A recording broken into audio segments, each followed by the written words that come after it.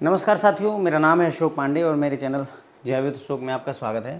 Friends, आज हम Indian economy module A chapter number 3 का पार्ट 5 करेंगे और इसी के साथ ये चैप्टर पूरा कवर हो जाएगा। फ्रेंड्स, नीति आयोग हम डिस्कस कर रहे थे पार्ट 4 में। थोड़ी बहुत बातें जो बची हुई हैं नीति आयोग की वो हम यहाँ डिस्कस करेंगे कि नीति आयोग की स्ट्रेटजी क्या है न्यू इंडिया के लिए और कौन कौन से फाइनेंशियल रिसोर्सेस हैं फॉर इकोनॉमिक प्लान। जो भी इकोनॉमिक पंचवर्षीय योजनाएं बनाई गई थी तो वहाँ पैसा कहाँ से आता था, ये बातें हमें यहाँ पर समझनी है। NITI Aayog strategy for new India @75 का मतलब है @75 मतलब 75 साल हो जाएंगे आज़ादी के 75 ईयर जब कंप्लीट होंगे तो उसके लिए स्ट्रेटजी की यहाँ पर बात की जा रही है। इन दिसंबर 2018 NITI Aayog published it's comprehensive national strategy for new India including clear objectives for 2022-23। तो 2022-23 तक जो है देश 75 साल पूरे करने वाला था, तो उसी के लिए दिसंबर 2018 में नीति आयोग ने एक कॉम्प्रिहेंसिव नेशनल स्ट्रेटजी जो है पब्लिश करी थी। It is a full exposition spanning 41 critical areas that recognizes previous accomplishment, identifies binding restrictions and recommend a path ahead to achieve the explicitly defined objective। तो जो यहाँ पर प्लान बनाया गया जो है, मतलब कहने का न्यू इंडिया के लिए जो स्ट्रेटजी बनाई गई है उसमें जो है 41 क्रिटिकल एरियाज़ को कवर किया गया है, 41 क्रिटिकल एरियाज़ को कवर किया गया है। दैट रिकॉग्नाइजेज प्रीवियस अकम्पलिशमेंट, मतलब इसमें पहले हमने क्या अचीव किया है वो हम देखते हैं। आइडेंटिफाई बाइंडिंग रिस्ट्रिक्शंस, कौन कौन सी समस्याएं हैं, रिस्ट्रिक्शंस क्या हैं, और रिकमेंड करता है कि आगे चल करके हमें क्या रास्ता चुनना होगा ताकि जो है हम अपने उद्देश्य को पूरा कर सकें। Documents 41 chapters are divided into 4 sections. तो जो ये 41 क्रिटिकल एरियाज हैं फ्रेंड्स, उनको 41 चैप्टर कहा है। यानी नीति आयोग ने जो एक तरीके की बुक पब्लिश करी है जिसमें 41 चैप्टर्स हैं और 4 मॉड्यूल हैं। उन 41 चैप्टर को 4 मॉड्यूल में बांटा है, यानी 4 सेक्शन में। एक ड्राइवर्स, यानी मॉड्यूल का नाम है ड्राइवर्स, इंफ्रास्ट्रक्चर, इंक्लूजन और गवर्नेंस। तो इन 4 जो है सेक्शंस में इन्होंने बांटा हुआ है। अब इन्हीं चारों के बारे में फ्रेंड्स हमें एक्सप्लोर करना है, इन्हीं 4 कंपोनेंट्स को हमें एक्सप्लोर करना है। कौन कौन से? Drivers, infrastructure, inclusion and governance. इन चारों को ही हमें यहाँ पर डिस्कस करना है, ठीक है। तो पहला शुरू करेंगे ड्राइवर्स के साथ। The first section on drivers focus on the engines of economic performance with the chapters on growth and employment, doubling the farmers income, upgrading the science technology and innovation ecosystem and promoting sunrise sectors like fintech and tourism. तो जो पहला section है वो drivers का section है, यानी कि तरक्की को कौन ड्राइव करता है, कौन सी चीज़ें ऐसी होंगी जो मोटिवेट करेंगी, जो आगे ले करके चलेंगे हमें तरक्की के लिए, मतलब जो है ग्रोथ के लिए, ठीक है। तो ड्राइवर फोकस करता है जो सेक्शन है engines of economic performance with chapters on growth and employment. यहाँ पर इकोनॉमिक परफॉर्मेंस की बात की जाती है, ग्रोथ और एम्प्लॉयमेंट की भी बात की जाती है, किसानों की इनकम डबल करने पर बात की जाती है, साइंस टेक्नोलॉजी और इनोवेशन इकोसिस्टम को अपग्रेड करने की बात की जाती है, और सनराइज सेक्टर जो होते हैं फिनटेक और टूरिज्म वगैरह, इनको भी प्रमोट करने की बात यहाँ पर की जाती है। किसमें? ड्राइवर्स सेक्शन में। जो हमारा विजन है इनका एक तरीके से 75 साल पूरे होने वाला, किसका? नीति आयोग का। Some of the key recommendation in the section of drivers include, कुछ रिकमेंडेशन जो नीति आयोग ने किया है उनमें accelerating the economy to achieve GDP growth rate about 8% on average to make 4 trillion economy by 2022-23। तो इन्होंने कहा कि जीडीपी की ग्रोथ 8% के औसत पर होनी चाहिए ताकि हम 4 ट्रिलियन की इकोनॉमी 2022-23 तक बन जाए, ऐसा इन्होंने सजेशन दिया था। To enhance public investment, increasing the tax to GDP ratio to at least 22% of GDP by 2022-23 from 17%। इन्होंने ये भी कहा कि पब्लिक का इन्वेस्टमेंट बढ़ाना पड़ेगा। टैक्स टू जीडीपी रेशियो, यानी कि जीडीपी में टैक्स का योगदान कम से कम 22% का होना चाहिए। पूरी जीडीपी में 22% जो है टैक्स का योगदान होना चाहिए, ये भी करने की जरूरत है, जो कि अभी 17% है as on 2018। To raise the export of goods and services to 800 billion a year by 2022-23 as against 478 billion 2018। साथ ही साथ में जो एक्सपोर्ट गुड्स और सर्विसेज को हो रहा है उसको जो है $800 बिलियन एक साल में $800 बिलियन का गुड्स और सर्विसेज एक्सपोर्ट करने का टारगेट रखा गया है। इसके अलावा to converting farmers to agripreneur, यानी जैसे एंटरप्रेन्योर होते हैं वैसे agripreneur, by further expanding e NAM, e national agriculture market and replacing the agriculture produce marketing committee APMC with agriculture produce and livestock marketing act APLM। तो इन्होंने कहा कि जो किसान हैं उनको एग्रीप्रेन्योर बनाया जाएगा, ई नाम को इलेक्ट्रॉनिक नेशनल एग्रीकल्चर मार्केट यानी इलेक्ट्रॉनिक मार्केट को बढ़ावा दिया जाएगा, और APMC को रिप्लेस करके APLM आएगा। APMC एक्ट होता था, agriculture produce marketing committee act होता था, उसकी जगह पर agriculture produce and livestock marketing act लाया जाएगा। Promoting zero budget natural farming techniques that reduce cost, improve land quality and increase farmers incomes. तो जीरो बजट नेचुरल फार्मिंग को भी बढ़ावा दिया जाएगा। क्या होता है जीरो बजट नेचुरल फार्मिंग? ऐसे समझिए, जैसे अगर आप गांव में जाएं तो आप ये देखेंगे कि जो किसान होता है उसके पास खेत है, उसने 4-6 जानवर भी पाल रखे होते हैं, 2-4 बकरियां, गाय, जो भी उससे हो पाता है, भैंस, ठीक है। उसके बाद में गाय से गोबर वगैरह होता है, उससे वो खाद बनाता है, उनको ले जा करके खेतों में डालता है खाद को, और उससे जो भी प्रोड्यूस निकलता है उससे उसको बेच करके, मतलब कुल मिला करके कहने मतलब ये है कि कहीं और से पैसे नहीं लगाने हैं, ज़ीरो बजट जीरो होगा। नेचुरल फार्मिंग करेंगे, कुछ खरीदेंगे नहीं, पेस्टिसाइड्स नहीं लेंगे, और उसके बाद में खाद वगैरह भी खरीदने की ज़रूरत ना पड़े हमको, सब कुछ जो है नेचुरल तरीके से वहाँ पर करने की ज़रूरत है, ठीक है। तो जैसे गांव में क्या होता है कि जैसे किसान की ज़रूरतें हैं, खाना, तो वो खेतों में जो है अनाज उगा रहा है, तो उससे उसको अनाज मिल जा रहा है। जानवर है, उससे वो दूध निकाल रहा है, तो उसको दूध की ज़रूरत पूरी हो जा रही है ना।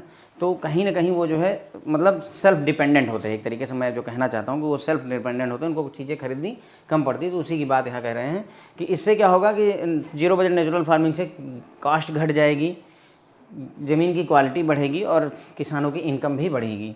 This has emerge as a tested method for putting environment carbon back into the land.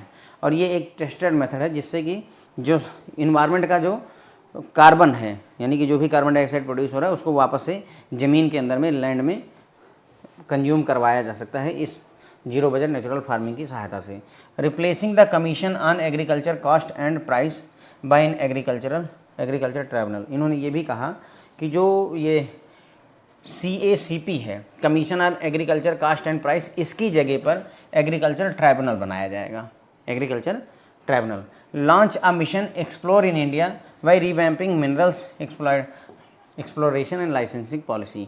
तो मिनरल को ढूंढने के लिए एक्सप्लोर इन इंडिया नाम की मिशन लॉन्च की जाएगी, जिससे कि ज़्यादा से ज़्यादा और मिनरल खोजे जा सके, उनकी लाइसेंसिंग पॉलिसी को आसान किया जा सके। फिर हमें बात करनी है इंफ्रास्ट्रक्चर पर, तो उससे पहले हम यहाँ से फिर से देखते हैं। तो देखिए, बात करी गई यहाँ पर कि नीति आयोग की स्ट्रेटजी क्या है न्यू इंडिया के लिए @75, यानी 75 साल आज़ादी के पूरे होने पर क्या स्ट्रेटजी है। तो इसी के तहत दिसंबर 2018 में नीति आयोग ने एक कॉम्प्रिहेंसिव नेशनल स्ट्रेटजी पब्लिश की कि 2022-23 तक हमें इतने सारे ऑब्जेक्टिव अचीव करने हैं। उन ऑब्जेक्टिव्स को 41 क्रिटिकल एरिया में रखा गया, ठीक। उसमें बातें की गई कि पहले हमने क्या अकम्प्लिश किया है और क्या क्या बाधाएं हैं और आगे हम क्या करने वाले हैं, ये सारी बातें की गई। तो ये जो 41 क्रिटिकल एरिया थे, उनको 41 चैप्टर बनाए इन्होंने, एक किताब छापी जिसमें 41 चैप्टर बनाए और उनको 4 सेक्शंस में डिवाइड कर दिया, drivers, infrastructure, inclusion and governance. आप समझो ये 400-500 पेज की किताब है, हम केवल उसका एक क्रक्स देख रहे हैं, और वो भी बहुत समराइज क्रक्स देख रहे हैं। पूरी किताब है, 400-500 पेज हैं सर। आप जैसे ऐसे समझिए जैसे इंडियन इकोनॉमी की बुक है, कुछ इस तरीके का ये सिस्टम है, उसको पढ़ना है, ठीक है। तो ड्राइवर्स, इंफ्रास्ट्रक्चर, इंक्लूजन और गवर्नेंस, 4 भागों में इन्होंने इसको पूरे 41 जो क्रिटिकल एरिया थे उनको डिवाइड कर दिया, ठीक है। अब इसमें हम इन्हें चारों कंपोनेंट की बात करेंगे। उसमें सबसे पहले ड्राइवर्स हैं। तो ड्राइवर्स में क्या होता है कि हम आगे कैसे बढ़ेंगे, उसके लिए क्या चीज़ें, ड्राइविंग फोर्स क्या रहेगा। तो इसमें ग्रोथ, एम्प्लॉयमेंट, किसानों की इनकम को डबल करना, साइंस, टेक्नोलॉजी और इनोवेशन को अपग्रेड करना, सनराइज सेक्टर्स को प्रमोट करना, जैसे फिनटेक मतलब फाइनेंस और टेक्नोलॉजी, जैसे पेटीएम हो गया, और टूरिज्म को बढ़ावा देना। कुछ रिकमेंडेशन यहाँ पर क्या की गई कि जीडीपी कम 2018 में ये प्रपोजल दिया गया है, 2018 में, ध्यान है ना, ध्यान दीजिए, ये प्रपोजल दिया गया है 2018 में। तो ये कहा गया कि 2018 से लेकर के 22-23 तक हमें हर साल जीडीपी को 8% के रेट से बढ़ाना होगा ताकि हम 4 ट्रिलियन की इकोनॉमी 2022-23 तक बन जाए। फिर उसके बाद में इन्होंने कहा कि जो पब्लिक का इन्वेस्टमेंट है वो बढ़ाया जाना चाहिए, लोग ज़्यादा से ज़्यादा पैसा इन्वेस्ट करें, और जीडीपी में टैक्स का जो योगदान है वो 22% होना चाहिए, यानी टैक्स टू जीडीपी रेशियो 22% का हो जाना चाहिए 22-23 तक। इसके अलावा जो भी गुड्स और सर्विसेज हम एक्सपोर्ट करते हैं वो साल भर में 800 बिलियन करेंगे 2022-23 तक, ये टारगेट रखा गया। जो किसान हैं उनको एग्रीप्रेन्योर बनाने की बात की गई। ई नाम फैसिलिटी को एक्सपेंड करने की बात की गई। ई नाम होता है ई नेशनल एग्रीकल्चर मार्केट, इसको बढ़ाने की बात की गई। साथ ही साथ में उन्होंने कहा कि APMC agriculture produce marketing committee को रिप्लेस करके उसकी जगह पे एपीएलएम किया जाएगा, agriculture produce and livestock marketing act लाया गया। ठीक है, उसके बाद में जीरो बजट नेचुरल फार्मिंग को बढ़ाने की बात की गई, जिससे कि किसानों की कॉस्ट घटेगी, खेत जो ज़मीन है उसकी क्वालिटी बढ़ेगी, और साथ ही साथ में इंक्रीज होगी किसानों की इनकम भी। ठीक है, और ये जो है एक टेस्टेड मेथड के तौर पर निकल करके सामने आया, जिसमें हम कार्बन को वापस से ज़मीन के अंदर में मतलब मिला सकते हैं। ठीक है, जो भी इन्वायरमेंट में जो कार्बन है, कार्बन डाइऑक्साइड है, उसको जो है प्राकृतिक तौर से हम ज़मीन के अंदर इंसर्ट कर सकते हैं और उसका उपयोग कर सकते हैं। उसके बाद में इन्होंने कहा कि भाई हम एग्रीकल्चर ट्राइब्यूनल बनाएंगे, commission on agriculture cost and prices, जो पैसा दाम डिसाइड करने वाली कमेटी थी उसकी जगह एग्रीकल्चर ट्राइब्यूनल बनाया जाएगा। और मिनरल्स की खोज के लिए एक्सप्लोर इन इंडिया नाम के प्रोग्राम की भी बात कही गई। ध्यान रखें, पूछा जा सकता है कि एक्सप्लोर इन इंडिया प्रोग्राम किससे रिलेटेड है, तो सर ये मिनरल के एक्सप्लोरेशन से, यानी मिनरल्स खोजने से रिलेटेड है। फिर आता है सर दूसरा जो सेक्शन है इंफ्रास्ट्रक्चर का। The second section on infrastructure has 11 chapters. इसमें कुल 11 चैप्टर हैं। टोटल कितने चैप्टर्स थे? 41। ठीक है, उतना मुद्दा नहीं है, लेकिन ध्यान रखिए 41 इंपॉर्टेंट क्रिटिकल एलिमेंट्स थे, उसमें से 11 इंफ्रास्ट्रक्चर में आते हैं। That elaborate physical foundation of growth that are crucial to enhancing the competitiveness of Indian business and also ensuring the citizens ease of living. तो ये जो 11 आपके चैप्टर्स हैं वो एलोबरेट करते हैं कि हमें ग्रोथ के लिए जो इंफ्रास्ट्रक्चर की ज़रूरत है वो बनाना पड़ेगा हमको, और अगर हम अच्छा इंफ्रास्ट्रक्चर खड़े करेंगे तभी जा कर के हमारा इंडियन बिजनेस जो है वो कम्पिटिटिव हो पाएगा, और साथ ही साथ में जो सिटीजन है उनकी ईज ऑफ लिविंग भी अच्छी होगी, यानी उनकी ज़िंदगी भी आसान होगी। ठीक है, तो ये मतलब फिजिकल फाउंडेशन रखनी है। कुल मिलाकर के हमारे पास रोड अच्छे होंगे, इंफ्रास्ट्रक्चर अच्छा होगा, रेलवे अच्छा होगा, एरोप्लेन वाला सिस्टम पूरा अच्छा होगा, नेटवर्क अच्छा रहेगा। ये सारी चीज़ें अगर अच्छी रहेंगी तो हमारी जो इंडियन बिजनेस है उसके कम्पिटिटिवनेस बढ़ेगा और सिटीजन की ज़िंदगी भी आसान होगी। इसके तहत क्या क्या रिकमेंडेशंस हैं? तो इंफ्रास्ट्रक्चर के तहत रिकमेंडेशन इन्होंने करी हुई है। Establishing rail development authority, RDA की इस्टेब्लिशमेंट की बात कही। Rail development authority and the main function of RDA will be to advising or making inform decision on integrated transparent and dynamic pricing mechanism for the railways. तो railway development authority बनाई जाएगी और उसका काम होगा सलाह देना या फिर निर्णय लेना, किससे रिलेटेड? रेलवे के इंफ्रास्ट्रक्चर से रिलेटेड ये डिसीजन लेंगे, जो कि इंटीग्रेटेड ट्रांसपेरेंट डायनेमिक और प्राइस मैकेनिज्म, मतलब कहने मतलब ये होगा कि पैसे बचाने का जो भी पॉसिबिलिटी होगी वो ये सारा यहाँ पर करने वाले हैं। Doubling the share of freight transport by coastal shipping and inland waterways. साथ ही साथ में जो मतलब माल की ढुलाई हो रही है बंदरगाहों से और या फिर जो है नदियों के थ्रू, उसको भी डबल करेंगे, उसका शेयर डबल करेंगे। ठीक है, यानी कि अगर साल भर में मानिए कि 1000 किलो सामान इधर से उधर जा रहा था तो उसको 2000 किलो तक शिपिंग की जिम्मेदारी इन्होंने रखी। डबल करेंगे क्या? जो भाड़ा जो है ट्रांसपोर्ट मतलब माल की ढुलाई होती है, कोस्टल शिपिंग यानी कि बंदरगाह समुद्र के किनारे से उस पार, और इनलैंड वाटर में मतलब नदियों का इस्तेमाल करके अंदर में जो भी शिपिंग वगैरह होगी उसके लिए। तो initially viability gap funding will be provided until the infrastructure is fully develop. मतलब ये कह रहे हैं कि होगा क्या कि मतलब जब सरकार ये काम करने की कोशिश करेगी कि हम इनलैंड वाटरवेज को डेवलप करना चाहते हैं तो पैसों की कमी होगी सरकार के पास में, तो उसके लिए नीति आयोग जो है वायबिलिटी गैप जब तक रहेगा तब तक फंडिंग दी जाएगी, जब तक इंफ्रास्ट्रक्चर पूरी तरह से डेवलप नहीं हो जाता है। ठीक है, तो इंफ्रास्ट्रक्चर डेवलप होने तक फंडिंग अवेलेबल करवाई जाएगी। With the completion of Bharat net programme in 2019 a 2.5 lakh gram panchayat will be digitally connected. 2019 तक टारगेट रखा है इन्होंने कि भारत नेट प्रोग्राम के तहत 2.5 लाख ग्राम पंचायतों को डिजिटली कनेक्ट किया जाएगा, इंटरनेट से कनेक्ट किया जाएगा। ठीक है, तो यहाँ पर देखिए इंफ्रास्ट्रक्चर में हमने देखा कि दूसरा सेक्शन जो है नीति आयोग के @75 विजन का इंफ्रास्ट्रक्चर पर है, जिसमें 11 चैप्टर हैं। यहाँ पर उन्होंने कहा भाई कि अगर इंडियन बिजनेस में कंपटीशन बढ़ाना चाहते हो तो इंफ्रास्ट्रक्चर को मजबूत करना होगा, सिटीजन की ज़िंदगी आसान करना चाहते हो तो इंफ्रास्ट्रक्चर मजबूत करना होगा। इसी के तहत रिकमेंडेशन में उन्होंने RDA डेवलपमेंट यानी रेल डेवलपमेंट अथॉरिटी की बात की। रेल डेवलपमेंट अथॉरिटी क्या करेगी, और जिसका काम होगा सलाह देना जो है, या फिर जो है पैसे बचाने की मैकेनिज्म कुल मिला करके कि इन्फॉर्म डिसीजन लेंगे, कहीं पर भी कुछ गलत ना होने पाए। अगर कोई काम 200 करोड़ में हो सकता है तो उसको 500 करोड़ में ना करवाया जाए।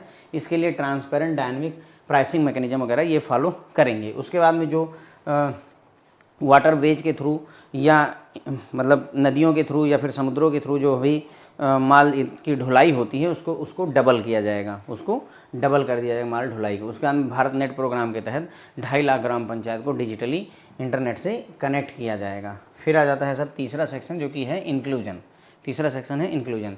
The section on inclusion deals with the urgent task of investing in the capability of all Indian citizens. तो इंक्लूजन जैसे फाइनेंशियल इंक्लूजन, उसी तरीके इंक्लूजन मतलब लोगों को जोड़ना, शामिल करना। ठीक है, तो वही है कि इंक्लूजन डील करता है urgent task of investing in the capability of all Indian citizen, जो भी लोगों की कैपेबिलिटीज़ को बढ़ाना है। ठीक है, मतलब पैसा इन्वेस्ट किया जाए ताकि लोगों की कैपेबिलिटी बढ़े। 3 themes in this section revolve around the dimension of health, education और प्लानिंग। हेल्थ, एजुकेशन और प्लानिंग, इन तीनों जगहों पर काम किया जाएगा in India. And mainstreaming of traditionally marginalise section of the population. उसके अलावा जो मार्जिनलाइज सेक्शन है, इग्नोर्ड सेक्शन ऑफ पॉपुलेशन है, उनको मेन स्ट्रीम में लाया जाएगा, यानी कि जिनको वैल्यू नहीं मिलती है उनको भी मेन स्ट्रीम में सामने लाया जाएगा। इसमें क्या क्या जो है रिकमेंडेशंस किए गए हैं इंक्लूजन में। Successfully implementing the Ayushman Bharat programme including the establishment of 1.5 lakh health and wellness center across the country and rolling out the प्रधानमंत्री जन आरोग्य अभियान। तो इसके तहत आयुष्मान भारत प्रोग्राम को सक्सेसफुली इम्प्लीमेंट किया जाएगा, जिसके तहत 1.5 लाख हेल्थ और वेलनेस सेंटर यानी कि हॉस्पिटल या फिर CSC हॉस्पिटल नर्स जहाँ पर इलाज करवा सकते हैं, जैसे क्या बोलते हैं अपने यहाँ CSC बोलते हैं जहाँ पर। तो सेकंड जो एडमिनिस्ट्रेटिव रिफॉर्म कमीशन था, सेकंड एडमिनिस्ट्रेटिव रिफॉर्म कमीशन, उसकी रिकमेंडेशन को इम्प्लीमेंट किया जाएगा ताकि जो है जो इमर्जिंग टेक्नोलॉजी में जो चेंजेज हो रहे हैं या फिर जो है इकोनॉमी में जो कॉम्प्लेक्सिटी बढ़ रही है उसको टेक ओवर किया जा सके, उस प्रॉब्लम को मतलब जो है अच्छे से हैंडल किया जा सके। Setting up a new autonomous body which arbitration council of India to grade arbitral institutions and accredit arbitrator to make the arbitration cost effective and speedy and to preempt the need for court intervention। मतलब कहने का ये हुआ, अगर अब यहाँ पर समझेंगे तो ये कुल मिलाकर के जो है रिफॉर्म्स गवर्नेंस यानी एडमिनिस्ट्रेशन में क्या क्या चेंजेज आने हैं, कोर्ट कचहरी में क्या क्या चेंजेज आने हैं उसकी बात कर रहा है। तो इन्होंने कहा कि एक नई ऑटोनॉमस बॉडी बनाई जाएगी जिसका नाम autonomous arbitration council of India रखा जाएगा, ताकि जो आर्बिट्रल इंस्टीट्यूशंस हैं, आर्बिट्रेटर हैं जिनको सर्टिफाई किया जा सकता है, ताकि ये जो आर्बिट्रेशन मतलब मध्यस्थ का जो काम होता है उसको कॉस्ट इफेक्टिव बनाया जा सके और जो है कोर्ट इंटरवेंशन की ज़रूरत ना पड़े आर्बिट्रेशन के काम में। ठीक है, तो आर्बिट्रेशन काउंसिल ऑफ इंडिया के इस्टेब्लिशमेंट की इन्होंने बात करी। Addressing the backlog of pending cases, shift part of workload out of regular court system. बहुत सारे कोर्ट में केसेस पड़े हुए हैं, उन कोर्ट केसेस को रेगुलर कोर्ट सिस्टम के बाहर जो है शिफ्ट करने की बात की गई ताकि वर्कलोड को मैनेज किया जा सके। एक्सपेंडिंग द स्कोप ऑफ स्वच्छ भारत मिशन, स्वच्छ भारत मिशन के स्कोप को भी एक्सपेंड किया जाएगा। To cover initiative for landfills, plastic waste and municipal waste and generating wealth from waste. तो स्वच्छ भारत मिशन के स्कोप को बढ़ाया जाएगा ताकि जो मतलब कहने का ये हुआ कि जो प्लास्टिक का वेस्ट आ रहा है या फिर जो कूड़े के ढेर लगे पड़े हैं, म्यूनसिपल वेस्ट हैं, इन सबको अच्छे से प्रोसेस किया जा सके और इससे जो है वेल्थ जनरेट की जा सके, ऐसा इनका प्लान है। ठीक है, तो यहाँ गवर्नेंस में चौथा और लास्ट सेक्शन है, फाइनल सेक्शन है गवर्नेंस का, जो कि जोर देता है कि गवर्नेंस स्ट्रक्चर में क्या इंप्रूवमेंट और क्या चेंजेस किए जाएं ताकि जो गवर्नेंस या फिर जो भी प्रोसेस हमारे देश में होते हैं उसको ऑप्टिमाइज़ किया जा सके और डेवलपमेंट रिजल्ट अच्छे रहें। इसके तहत उन्होंने कहा कि जो सेकंड एडमिनिस्ट्रेटिव रिफॉर्म कमीशन है उसके रिकमेंडेशन को हम लागू करेंगे। इमर्जिंग टेक्नोलॉजी और ग्रोइंग कम्प्लेक्सिटी ऑफ जो इकोनॉमी है उसको हैंडल करने के लिए हमें तैयार रहना होगा। उसके बाद में आर्बिट्रेशन काउंसिल ऑफ इंडिया को इस्टेब्लिश किया जाएगा, जो कि आर्बिट्रेशन के काम को बिना कोर्ट कचहरी के इंटरवेंशन के फिक्स करेगा। आर्बिट्रेशन मतलब मध्यस्थ का काम। उसके बाद में जो बहुत सारे केसेस कोर्ट में पेंडिंग पड़े हुए हैं उन केसेस को कोर्ट के बाहर सेटल करने के लिए एक सिस्टम डेवलप किया जाएगा, कोर्ट के बाहर, रेगुलर कोर्ट सिस्टम के बाहर। इसका मतलब या तो दूसरी कोर्ट इस्टेब्लिश की जाए, कुछ ना कुछ ऐसा लीगल सिस्टम इस्टेब्लिश किया जाएगा। उसके बाद में स्वच्छ भारत मिशन के स्कोप को बढ़ाया जाएगा ताकि प्लास्टिक वेस्ट हो गया, म्यूनसिपल वेस्ट हो गया, लैंडफिल्स हो गई, यानी कि जो कूड़े का ढेर नहीं बहुत सारा लग जाता है, उन सबको प्रोसेस करके इस कूड़े से जो है वेल्थ जनरेट की जा सके। ठीक है बन, तो बस ये इतनी बातें हो गई हमारी नीति आयोग को लेकर के। अगले टॉपिक की तरफ चलेंगे जो कि है financial resources for economic plans. Economic plan के लिए फाइनेंशियल रिसोर्स कौन कौन से होते हैं? तो friends, in India there are 3 key sources of fund available to funding economic plan.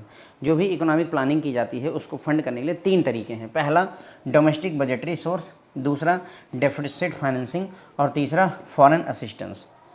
Domestic budgetary source, deficit financing और फॉरेन असिस्टेंस। ठीक है, डोमेस्टिक बजटरी सोर्स का मतलब हुआ कि जो टैक्स और जीएसटी ये सब वसूल करके। डेफिसिट फाइनेंसिंग मतलब वित्तीय घाटे को जो है पूरा करने के लिए कर्जा ले करके। और तीसरा है फॉरेन असिस्टेंस यानी विदेश से पैसे आना। ये 3 तरीके हैं, इन तीनों के बारे में हम डिटेल में चर्चा करेंगे। डोमेस्टिक बजटरी सोर्स से यानी 5 वर्षीय योजना तो आपने बना ली, पैसा चाहिए 4000 करोड़, कहाँ से आएगा? यहाँ से आएगा सर, यही जवाब हो रहा है। ठीक है, domestic budgetary resources contribute the most to the plan financing among the 3 primary sources. ध्यान रखें 3 प्राइमरी सोर्स हैं पैसे अरेंज करने के, तो उनमें से सबसे ज़्यादा पैसा कहाँ से आता है, सबसे ज़्यादा कंट्रीब्यूशन कहाँ से आता है सर? तो वो डोमेस्टिक बजटरी सोर्स से आता है। ठीक है, डोमेस्टिक बजटरी सोर्स हो गया, और दूसरा हो गया हमारा जो है डेफिसिट फाइनेंसिंग, और तीसरा हो गया हमारा जो है फॉरेन असिस्टेंस। ठीक है, तो अब मान लीजिए इसमें टोटल मिला करके 100 रुपये आते हैं, तो एक रफ फिगर बता रहा हूँ कि 70 रुपये यहाँ से आते हैं, 20 रुपये यहाँ से आते हैं, 10 रुपये यहाँ से आते हैं। मतलब कहने को ये फिगर सही नहीं है, समझने की बात है कि सबसे ज़्यादा कंट्रीब्यूशन डोमेस्टिक बजटरी सोर्सेज का होता है, यही बात यहाँ कह रहे हैं। Taxation is among the most significant domestic budgetary resource for the channelising fund for planning. और डोमेस्टिक बजटरी सोर्स में पैसा कहाँ से आता है? टैक्स से आता है, वो चाहे जिस तरीके का टैक्स हो। Aside from revenue, additional domestic physical resources such as public borrowing, small savings and public enterprise surplus also contribute significantly to the supporting our programme. Planning के लिए रेवेन्यू आता है भारत सरकार को, जो राजस्व आता है, जैसे ज़मीन वगैरह लिखवाने आप गए तो वहाँ पर सरकार स्टैम्प ड्यूटी वगैरह वसूलती है, तो वहाँ से रेवेन्यू आता है। इसके अलावा और भी बहुत सारे डोमेस्टिक घरेलू स्तर पे विकल्प होते हैं, जैसे पब्लिक बारोइंग यानी कि लोगों ने जनता से बारोइंग कर ली, उसके बाद में लोग स्मॉल सेविंग्स करते हैं, वो पैसा हो गया। उसके बाद में जो इंटरप्राइजेज हैं उनके पास अगर एक्स्ट्रा पैसा हो गया, उन्होंने प्रॉफिट कमाया, तो ये सारे पैसे भी इकट्ठा करके सरकार पंचवर्षीय योजना के लिए यूज करती है। Deficit financing can happen when the total income of government fall below it's total expenditure, है ना। कमा 100 रुपये रहे हैं और खर्चा 200 रुपये कर रहे हैं, तो भाई 100 रुपये का घाटा चल रहा है। तो डेफिसिट फाइनेंसिंग कब होगी? जब टोटल इनकम नीचे हो और टोटल खर्चा ज़्यादा हो। The government resort to withdrawing money from its cash deposited in RBI और orders from RBI to print new currency notes or borrows money from the public in form of bonds and other securities. अब अगर मान लो कि deficit financing करनी है तो कैसे होगा? तो गवर्नमेंट क्या करती है? विड्रॉ करती है money from its cash deposit in RBI, यानी कि RBI में जो पैसा जमा है वहाँ से पैसा, देखो 100 रुपये कमा रहे हो, 200 रुपये खर्चा करो, तो 100 रुपये कहीं ना कहीं से लाना पड़ेगा जो खर्चा एक्स्ट्रा है। तो उसके लिए RBI में जो तुमने कैश रखा है, यानी सरकार ने कैश रखा है, उसको विड्रॉ कर सकते हैं, या फिर RBI को बोल देते हैं भाई नए नोट छापो, नया नोट छापो। या फिर तीसरा तरीका है कि गवर्नमेंट क्या करेगी, बॉन्ड्स या अदर सिक्योरिटी बोलेगी RBI से कि तुम जो है बेचो और बदले में हम जनता से उधार लेंगे। तो ये 2-3 तरीके हैं जहाँ से पैसे आ जाते हैं, ठीक है, सरकार के पास में। The deficit is financed by borrowing loans from the central bank, commercial bank and even state governments through ad hoc treasury bill। तो जो ये घाटा है, वित्तीय घाटा है, इसकी पूर्ति कैसे होगी? लोन लेकर के। लोन कहाँ से ले सकते हैं? सेंट्रल बैंक यानी आरबीआई से, कमर्शियल बैंक एसबीआई, पीएनबी, इन सब से, केनरा वगैरह से, इवन स्टेट गवर्नमेंट से भी उधार लिया जा सकता है। Deficit financing is the second most important source of plan financing. अब दूसरे नंबर पर जो है, जो प्लान फाइनेंसिंग के लिए पैसा आता है, वो सर डेफिसिट फाइनेंसिंग से आता है, ठीक है। Since revenue and borrowing have limits, deficit financing has been viewed as an important source of funding for planning in our country. क्योंकि जो रेवेन्यू और बारोइंग होती है भाई, वो लिमिट रखती है। मतलब समझ रहे हैं क्या कह रहा है? जो सरकार को रेवेन्यू आता है उसकी लिमिट है, जो उधारी ली जा सकती है उसकी भी लिमिट है। इसलिए डेफिसिट फाइनेंसिंग जो है एक इम्पॉर्टेंट सोर्स ऑफ फंडिंग रहा है हमारी कंट्री की प्लानिंग के लिए, ठीक है। डेफिसिट फाइनेंसिंग मतलब सबसे ज़्यादा पैसा निकाला जा सकता है, कहने मतलब ये हुआ। In deficit financing surplus money of the taxpayer is lent to the government and hence it does not bother the taxpayer. तो इसमें क्या होता है, डेफिसिट फाइनेंसिंग में क्या होता है कि जो भी सरकार का जो टैक्स पेयर है, उसके बाद जो भी एक्स्ट्रा पैसा है वो आप स्मॉल सेविंग वगैरह के रूप में जो रखते हैं वो आप गवर्नमेंट को दे देते हैं। तो ऐसे में टैक्स पेयर के ऊपर उसका कोई प्रभाव नहीं आता है। डिफरेंट टाइप ऑफ, अगर हम डेफिसिट फाइनेंसिंग की अगर हम बात करें, different type of deficit financing, burrowing from public and foreign government. यानी कि डेफिसिट के लिए घाटा हुआ है, वित्तीय घाटा, उसके फाइनेंस कहाँ से आएगा? तो जनता से उधारी ली जा सकती है या फिर विदेशी सरकार से उधार लिया जा सकता है। विड्रॉइंग कैश बैलेंस जो कि आरबीआई के साथ में रखा हुआ है, आरबीआई के पास सरकार ने जो कैश रखा है उसमें से विड्रॉ कर लिया। Burrowing from reserve bank of India, या आरबीआई से उधार ले लो, बारोइंग कर सकते हैं, ठीक है। ये सारे काम किए जा सकते हैं। फिर आता है फॉरेन असिस्टेंस। फॉरेन असिस्टेंस से भी पैसा मिलता है। India has been assessing fund from world bank mainly through IBRD and IDA for various development objects. ठीक है, क्या कह रहे हैं कि इंडिया जो है फंड एक्सेस कर रही है वर्ल्ड बैंक से, किसके थ्रू? IBRD और IDA के through. IBRD international bank for reconstruction and development, IDA international development association. World bank में 5 संस्थाएं हैं फ्रेंड्स, उन्हीं 5 संस्थाओं में से 2 का यहाँ पर जिक्र हो रहा है। वर्ल्ड बैंक में 5 संस्थाएं हैं, तो ये वर्ल्ड बैंक की ही संस्थाएं हैं। IBRD international bank for reconstruction and development, international development association, ये उसी की संस्था हैं। तो क्या हो रहा है कि इंडिया जो है अगर उधार की ज़रूरत है तो IBRD से उधार लेता है या IDA से उधार लेता है, जो कि वर्ल्ड बैंक की ही संस्थाएँ हैं, ठीक है। IBRD loans through non concessional are offered relatively on favourable term compare to the commercial sources. ये बोल रहे हैं कि जो IBRD से लोन लिया जाता है वो नॉन कंसेशनल है, यानी उस पर कोई कंसेशन IBRD यानी कि वर्ल्ड बैंक हमको कोई कंसेशन तो नहीं देता, लेकिन आसान टर्म पे दे देता है लोन को, ठीक है। जैसे प्राइवेट बैंकों में अगर आप लोन करवाने जाएं तो वहाँ पर थोड़ा सा रिलेटिवली शर्तें आसान होती हैं देन सरकारी बैंकों से, ठीक है। अगर मान लीजिए आपके पास प्लॉट है, आप उस पर कंस्ट्रक्शन करवाना चाहते हैं, तो सरकारी बैंक के पास विकल्प होगा, या तो आपका जो लैंड है वो LDA अप्रूव्ड होनी चाहिए, लखनऊ डेवलपमेंट अथॉरिटी से, या आगरा में ले रहे हैं तो आगरा डेवलपमेंट अथॉरिटी से अप्रूव होना चाहिए, या जिला पंचायत अप्रूव होनी चाहिए, या ATC होनी चाहिए, ऐसा है ना। लेकिन प्राइवेट बैंकों में आप लोन लेने जाएंगे तो वो इसके अलावा भी आपको विकल्प में लोन कर देते हैं। अगर इनमें से कुछ भी नहीं है, किसी से अप्रूव नहीं है, तो भी वो आपको लोन कर देंगे, बशर्ते कि आप सैलरी होल्डर हो और जो है ज़मीन उनके हिसाब से सही हो। तो ये चीज़ होती है फ्रेंड्स, ओके। तो रिलेटिवली आसान टर्म पे IBRD लोन जो है दे देता है इंडिया को। IBRD sovereign loans are primarily utilize for infrastructure, poverty alleviation, rural development and human resource development projects. अब जो ये उधारी ली जाती है उसका उपयोग हम कहाँ पर करेंगे? तो जो IBRD से हम लोन लेते हैं उसका उपयोग करते हैं हम इंफ्रास्ट्रक्चर डेवलप करने के लिए, गरीबी उन्मूलन घटाने के लिए, रूरल डेवलपमेंट के लिए, ह्यूमन रिसोर्स के डेवलपमेंट में ये पैसा यूज किया जाता है। IBRD aims to reduce poverty by promoting sustainable development through loans, guarantees and non lending services. IBRD का उद्देश्य है गरीबी का उन्मूलन करना। उसके लिए वो क्या करते हैं?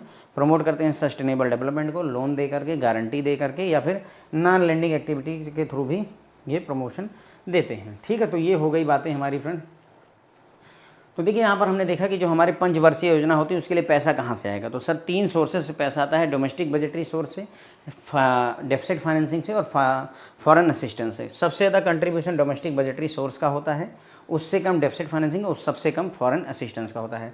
डोमेस्टिक बजटरी सोर्स का मतलब हो गया कि इनकम टैक्स वगैरह जो वसूला गया, जीएसटी वसूली गई, उससे पैसा आना। डेफिसिट फाइनेंसिंग का मतलब हो गया जो सरकार का वित्तीय घाटा हो उसको पूरा करने के लिए उधारी लेकर के फाइनेंस करना। और फॉरेन असिस्टेंस मतलब हम वर्ल्ड बैंक वगैरह से उधार लेते हैं, ठीक है। तो ये हो गई डोमेस्टिक बजटरी। अगर सोर्स में बात की जाए तो डोमेस्टिक बजटरी सोर्स जो है पंचवर्षीय योजना के लिए सबसे ज़्यादा पैसा देता है, ठीक है। तीनों में से सबसे ज़्यादा पैसा इसी आता है। टैक्सेशन, जीएसटी वगैरह मेन सोर्स हैं यहाँ पर पैसे को अरेंज करने के। इसके अलावा भारत सरकार का जो रेवेन्यू होता है, इसके अलावा पब्लिक से उधार लिया जाता है। स्मॉल सेविंग, जो जनता सेव करके पैसे रखती है उसको, जैसे पीपीएफ वगैरह में आप इन्वेस्ट करते हैं, सुकन्या समृद्धि में इन्वेस्ट करते हैं, वो सारा पैसा यहीं जाता है। पब्लिक एंटरप्राइज के पास में जो सरप्लस आता है, यानी कि बैंकों के पास अगर कोई एक्स्ट्रा पैसा आ गया, सरप्लस हुआ, तो वो भी इन सब चीज़ों के लिए काम आ जाता है। डेफिसिट फाइनेंसिंग का मतलब होता है जब सरकार की इनकम कम हो और जो है खर्चे ज़्यादा हो तो उसे डेफिसिट फाइनेंसिंग कहते हैं। गवर्नमेंट जो है मनी विड्रॉ करती है। अब इसके लिए पैसे कहाँ से आएंगे डेफिसिट फाइनेंसिंग के लिए? तुमने खर्चा ज़्यादा करना है और कमाई कम है तो क्या कर सकते हो, जो पैसा सरकार ने आरबीआई के पास डिपॉजिट कर रखा है उसको विड्रॉ कर सकती है, या आरबीआई कह सकती है कि छापो, नए नोट तुम छाप सकते हो।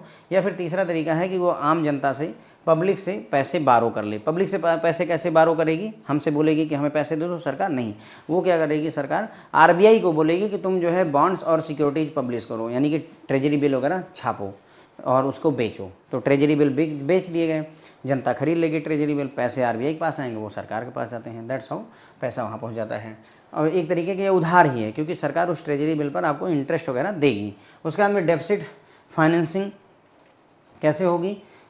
सेंट्रल बैंक से उधारी ली जा सकती है, यानी कि आरबीआई से आप उधार ले सकते हैं, कमर्शियल बैंक से यानी कि एसबीआई वगैरह से उधार लिया सकता है, इवन स्टेट गवर्नमेंट से भी उधार लिया जा सकता है इस डेफिसिट फाइनेंसिंग के लिए। Deficit financing second most important source of plan financing है, यानी कि दूसरे नंबर पैसा देने में ये आगे है। रेवेन्यू और बारोइंग की लिमिट होती है, इसलिए डेफिसिट फाइनेंसिंग को एक इंपॉर्टेंट सोर्स के तौर पर देखा जाता है। डेफिसिट फाइनेंसिंग में जो सरप्लस मनी टैक्स पेयर के पास होती है उसी को वो गवर्नमेंट को दे देता है, ठीक है। उसके बाद फिर बात करते हैं, डेफिसिट फाइनेंसिंग 3 तरीके होती है। पहला, पब्लिक से बारो कर लीजिए या फॉरेन गवर्नमेंट से उधारी ले लीजिए। दूसरा, जो आरबीआई के पास कैश आपने जमा कर रखा है, सरकार ने जमा कर रखा है, उसको विड्रॉ कर लीजिए। तीसरा, आरबीआई से ही उधार ले लीजिए, बारो कर लीजिए। फॉरेन असिस्टेंस की अगर हम बात करें तो इंडिया जो है वर्ल्ड बैंक की 2 संस्थाएं हैं, आईबीआरडी और आईडीए से डेवलपमेंट प्रोजेक्ट के लिए उधार लेती रहती है, फंड लेती रहती है। IBRD international bank for reconstruction and development, IDA international development association होता है, ठीक है। ये दोनों वर्ल्ड बैंक की ही संस्थाएं हैं। तो आईबीआरडी का जो लोन होता है वो कंसेशनल नहीं होता है, मतलब उसमें उस पर कोई अगर 8% लग रहा है तो 8% इंटरेस्ट हमको भी लगता है, लेकिन जो टर्म्स होते हैं वो फेवरेबल होते हैं, इसलिए लोग इसको उधार लेना पसंद करते हैं। आईबीआरडी जो है, जो सोवरजीन लोन्स होता है वो प्राइमरली यूटिलाइज किया जाता है काहे के लिए? इंफ्रास्ट्रक्चर के लिए, गरीबी घटाने के लिए, रूरल डेवलपमेंट के लिए, ह्यूमन रिसोर्स डेवलपमेंट के लिए। आईबीआरडी जो है एम रखता है कि गरीबी का उन्मूलन करना है, उसके लिए वो सस्टेनेबल डेवलपमेंट को बढ़ावा देता है। सस्टेनेबल डेवलपमेंट मतलब ऐसा डेवलपमेंट जो होल्ड कर सके, रुक सके, है ना। ऐसा नहीं कि आज आप 2 लाख रुपए महीने कमाना शुरू किया, कल को 20,000 कमाना शुरू कर दो, ये सस्टेनेबल नहीं है, ठीक है ना। आज 2 लाख कमा रहे हो तो कल को जो है या तो 2,10,000 कमाओ या तो फिर 2 ही लाख कमाते रहो, या फिर 1,80,000, इससे नीचे ना जाओ। पता चल रहा है कि आज 2 लाख रुपए की सैलरी है, नौकरी छूट गई तो 35,000 रुपये या फिर जोमेटो में काम शुरू कर दिया, तो that's not sustainable. Sustainable development मतलब कि आज रोड बनी है तो कल और रोड बने, या इसी को मेंटेन रखा जाए, कम से कम इतना बनी रहे, ठीक है। तो इसके लिए जो है आईबीआरडी लोन देता है, गारंटीज देता है, इस तरीके के काम करके ये इन सारी सर्विसेज को बढ़ावा देते हैं, ठीक है फ्रेंड। तो बस यहीं पर ही अपना पूरा लेक्चर खत्म हो जाता है और चैप्टर भी खत्म हो जाता है। होप है फ्रेंड्स आपको पसंद आएगा, समझ में आएगा। लाइक वगैरह कर सकते हैं, सब्सक्राइब करें हमारे चैनल को अगर आपको समय मिले तो। Thank you so much friends.